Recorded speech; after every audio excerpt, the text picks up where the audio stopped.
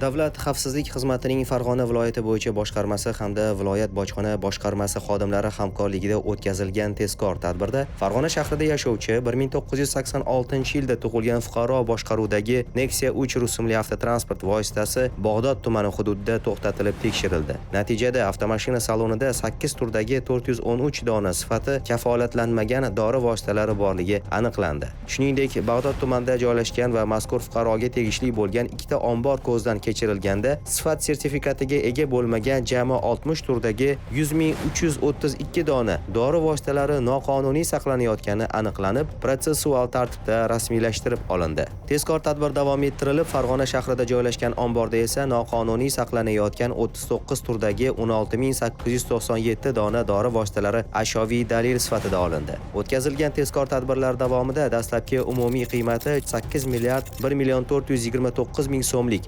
117.642 dona sifati kafolatlanmagan dori vositalari vaqtincha saqlovga olindi.